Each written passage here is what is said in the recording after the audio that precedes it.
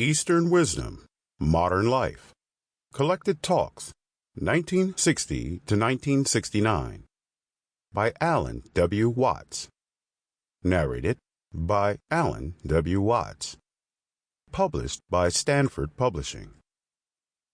The audiobook edition and cover design are copyright 2021 by Stanford Publishing online at stanfordpub.com.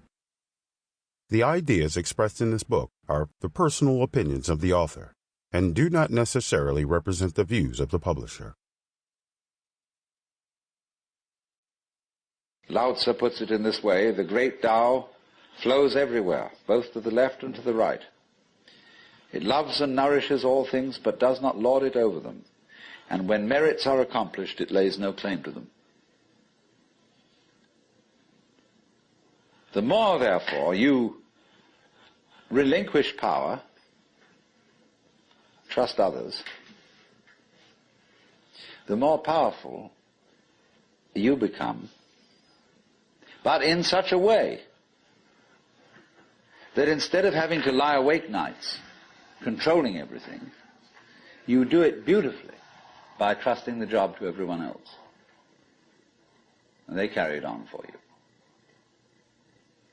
So you can go to sleep at night and trust your nervous system to wake you up in the morning.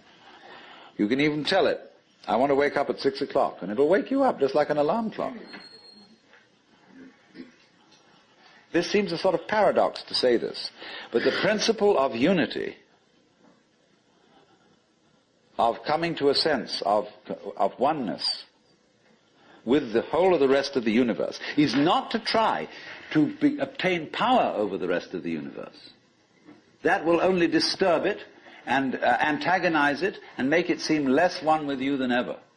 The way to become one with the universe is to trust it as another, as you would another, and say, let's see what you're going to do.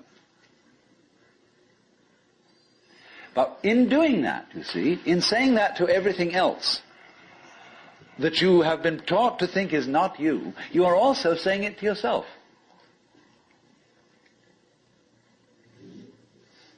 Because finally, as I pointed out, you do not know where your decisions come from. They pop up like hiccups. And when you make a decision, people have a great deal of anxiety about making decisions.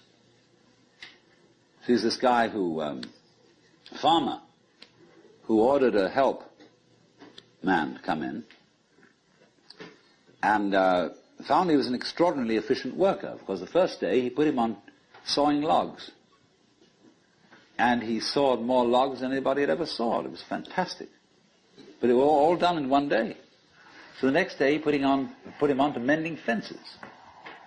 And there were all kinds of broken fences around the farm, and in one day he had the whole thing done. So he thought, what am I going to do with this guy? So he took him down into a basement and said, look, here are all the potatoes that have come in from this harvest. And I want you to sort them into 3 groups.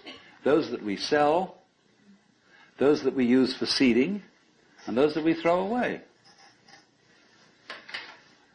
So he left him at that. At the end of the day, the laborer came back and said, well, that's enough, mister. I quit. Oh, he said, you can't quit. I've never had such an excellent worker. I'll raise your salary. I'll do anything to keep you around here. I said, no. It's all right mending fences and chopping wood, but this potato business is decision after decision after decision after decision.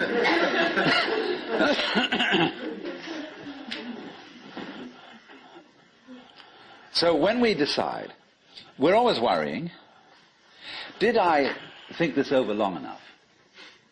Did I take enough data into consideration? And if you think it through, you find you never could take enough data into consideration. The data for a decision in any given situation is infinite. So what you do is, you go through the motions of thinking out what you will do about this. And then when the time comes to act, you make a snap judgment.